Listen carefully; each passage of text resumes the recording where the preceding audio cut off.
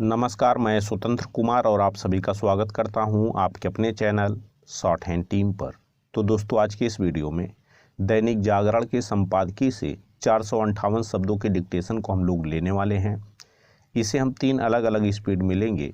पहली बार में 70 की स्पीड में, दूसरी बार में 80 की स्पीड में, तो तीसरी और आखिरी बार में इसी डिक्टेशन को हम लोग 90 की स्पीड में लेने वाले हैं।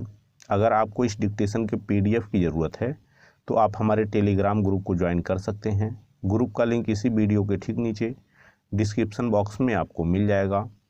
तो 70 की स्पीड में आपका डिक्टेशन स्टार्ट होगा 5 सेकंड के बाद। तब तक के लिए आप रेडी रहें।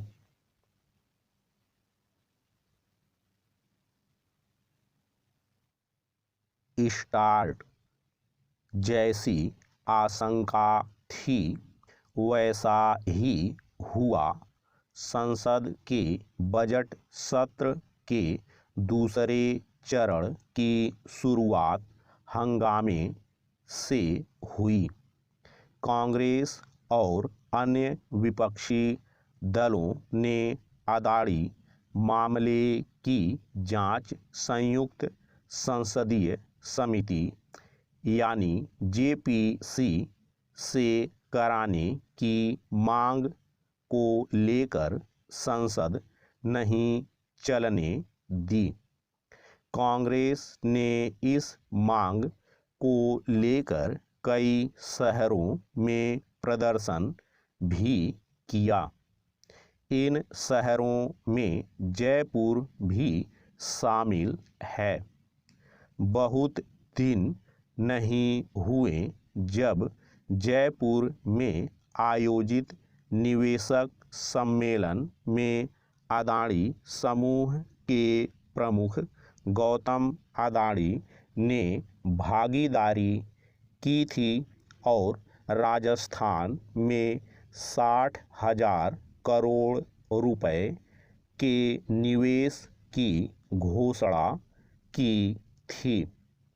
उनकी इस घोषणा का स्वागत स्वयं मुख्यमंत्री अशोक गहलोत ने किया था।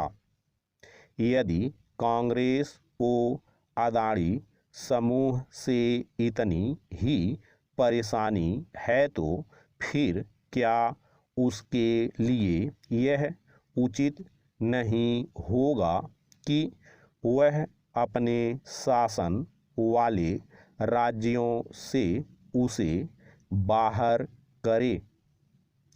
जहां तक अदाड़ी समूह के कामकाज को लेकर अमेरिकी रिसर्च फर्म हिंडनबर्ग की रिपोर्ट के संदर्भ में संयुक्त संसदीय समिति का गठन किए जाने की मांग है, इसका औचित्य इसलिए नहीं क्योंकि सुप्रीम कोर्ट ने एक 6 सदस्यीय समिति का गठन कर दिया है।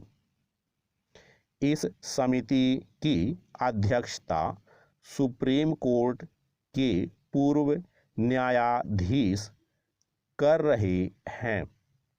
इस पर ध्यान दिया जाना चाहिए कि कुछ समय पहले तक विपक्ष यही मांग कर रहा था कि अदाड़ी मामले की जांच या तो संयुक्त संसदीय समिति से कराई जाए या फिर सुप्रीम कोर्ट की निगरानी में। स्पष्ट है कि सुप्रीम कोर्ट ने 6 सदस्यीय जांच समिति गठित कर विपक्ष की मांग पूरी कर दी है। पैरा। सुप्रीम कोर्ट की ओर से समिति बनाए जाने के बाद भी विपक्ष की ओर से संयुक्त संसदीय समिति गठित करने की मांग केवल देश का ध्यान बटाने और समय बर्बाद करने वाली ही है। सुप्रीम कोर्ट की ओर से गठित समिति में शामिल सदस्य वित्तीय मामलों के विशेषज्ञ हैं और उन्हें कॉरपोरेट जगत के साथ शेयर बाजार की भी गहन जानकारी है। विपक्षी नेता कुछ भी दावा करें, उनके पास वैसी विशेषज्ञता नहीं हो सकती जैसी सुप्रीम कोर्ट की समिति के सदस्यों की है। एक तथ्य यह भी है कि अभी तक शेयर बाजार से जुड़े जितने भी मामलों की जांच जेपीसी से हुई है, उसमें जांच के नाम पर या तो लीपापोती हुई है या फिर दलगत राजनीति। इसके चलते किसी ठोस नतीजे पर नहीं पहुंचा जा सका। संयुक्त संसदीय समितियों की ओर से किसी भी मामले की जांच का अनुभव ऐसा नहीं रहा कि यह कहा जा सके कि वे दूध का दूध और पानी का पानी करने में सफल रहती हैं। किसी भी मामले की जांच उन्हें ही करनी चाहिए जो उस विषय के विशेषज्ञ हों। सुप्रीम कोर्ट की ओर से गठित समिति के संदर्भ में इस तथ्य की भी अनदेखी नहीं की जानी चाहिए कि शीर्ष अदालत ने उसका गठन अपनी मर्जी से किया है। स्टॉप। दोस्तों, इसी डिक्टेशन को दूसरी बार में हम लोग 80 की स्पीड में लेंगे और आपका समय स्टार्ट होगा 5 सेकंड के बाद। तब तक के लिए आप रेडी रहें।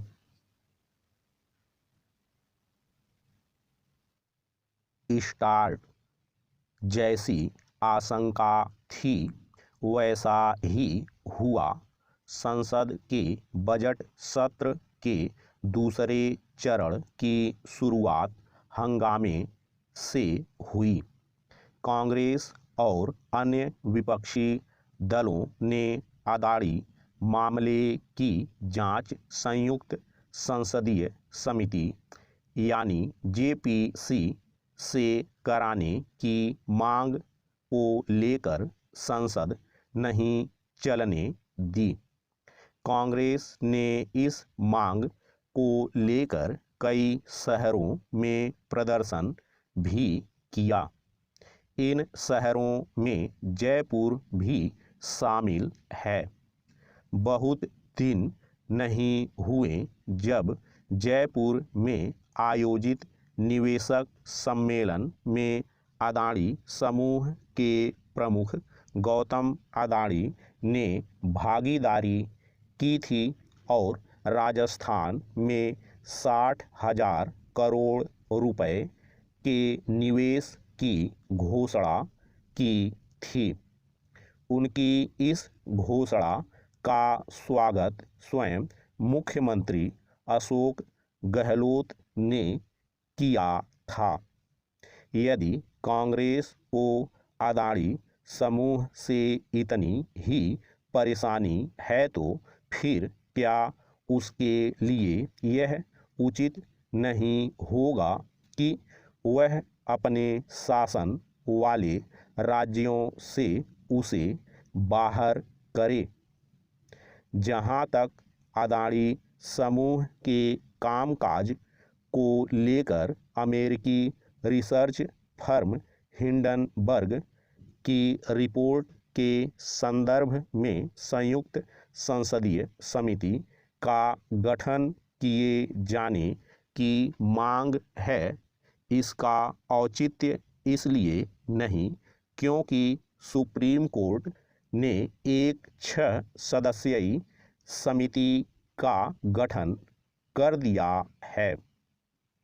इस समिति की अध्यक्षता सुप्रीम कोर्ट के पूर्व न्यायाधीश कर रहे हैं।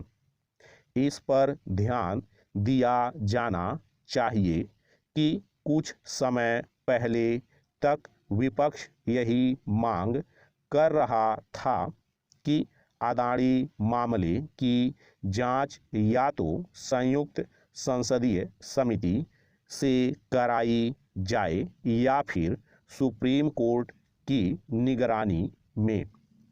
स्पष्ट है कि सुप्रीम कोर्ट ने 6 सदस्यीय जांच समिति गठित कर विपक्ष की मांग पूरी कर दी है। पैरा, सुप्रीम कोर्ट की ओर से समिति बनाए जाने के बाद भी विपक्ष की ओर से संयुक्त संसदीय समिति गठित करने की मांग केवल देश का ध्यान बटाने और समय बर्बाद करने वाली ही है।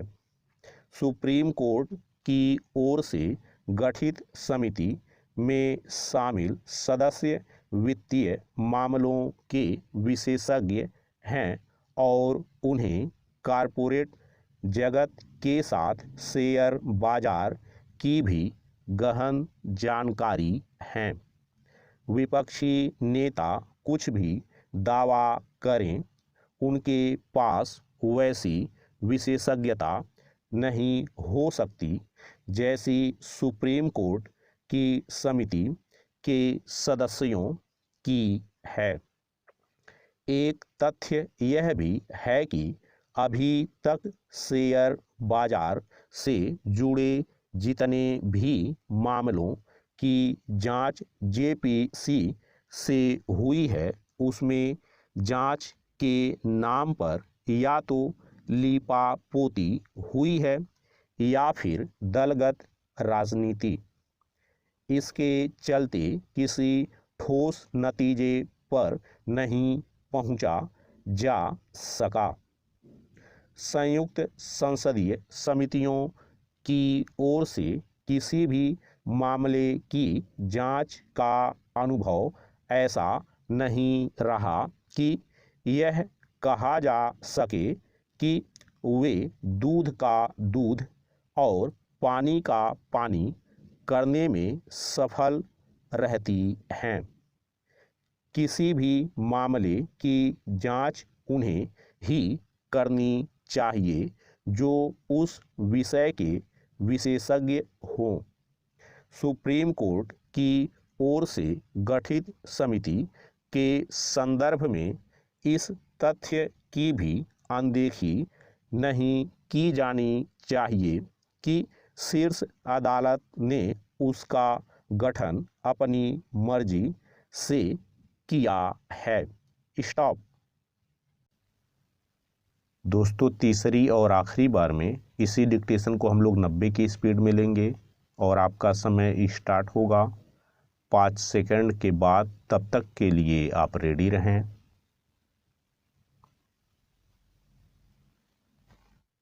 स्टार्ट। जैसी आशंका थी वैसा ही हुआ।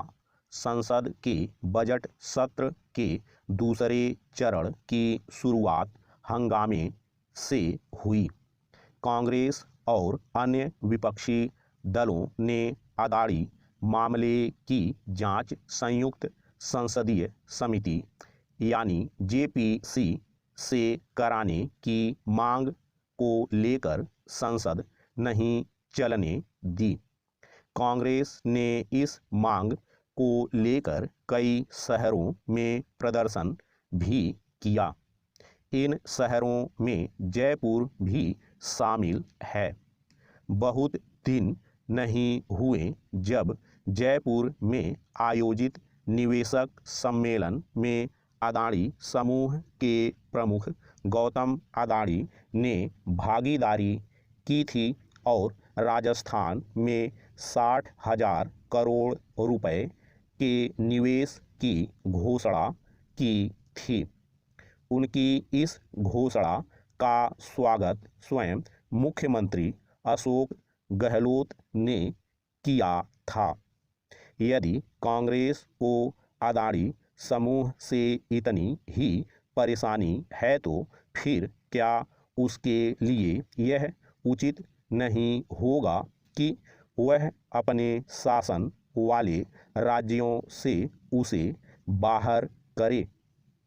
जहां तक अदानी समूह के कामकाज को लेकर अमेरिकी रिसर्च फर्म हिंडनबर्ग की रिपोर्ट के संदर्भ में संयुक्त संसदीय समिति का गठन किए जाने की मांग है, इसका औचित्य इसलिए नहीं क्योंकि सुप्रीम कोर्ट ने एक 6 सदस्यीय समिति का गठन कर दिया है। इस समिति की अध्यक्षता सुप्रीम कोर्ट के पूर्व न्यायाधीश कर रहे हैं। इस पर ध्यान दिया जाना चाहिए कि कुछ समय पहले तक विपक्ष यही मांग कर रहा था कि अदानी मामले की जांच या तो संयुक्त संसदीय समिति से कराई जाए या फिर सुप्रीम कोर्ट की निगरानी में। स्पष्ट है कि सुप्रीम कोर्ट ने 6 सदस्यीय जांच समिति गठित कर विपक्ष की मांग पूरी कर दी है।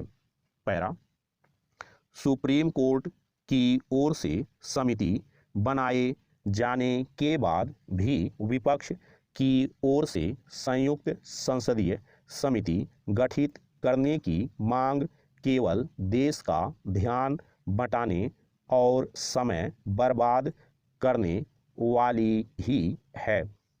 सुप्रीम कोर्ट की ओर से गठित समिति में शामिल सदस्य वित्तीय मामलों के विशेषज्ञ हैं और उन्हें कॉरपोरेट जगत के साथ शेयर बाजार की भी गहन जानकारी है। विपक्षी नेता कुछ भी दावा करें, उनके पास वैसी विशेषज्ञता नहीं हो सकती जैसी सुप्रीम कोर्ट की समिति के सदस्यों की है। एक तथ्य यह भी है कि अभी तक शेयर बाजार से जुड़े जितने भी मामलों की जांच जेपीसी से हुई है उसमें जांच के नाम पर या तो लीपापोती हुई है या फिर दलगत राजनीति।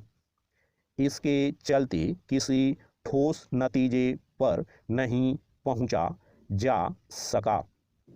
संयुक्त संसदीय समितियों की ओर से किसी भी मामले की जांच का अनुभव ऐसा नहीं रहा कि यह कहा जा सके कि वे दूध का दूध और पानी का पानी करने में सफल रहती हैं। किसी भी मामले की जांच उन्हें ही करनी चाहिए जो उस विषय के विशेषज्ञ हों। सुप्रीम कोर्ट की ओर से गठित समिति के संदर्भ में इस तथ्य की भी अनदेखी नहीं की जानी चाहिए कि शीर्ष अदालत ने उसका गठन अपनी मर्जी से किया है। स्टॉप।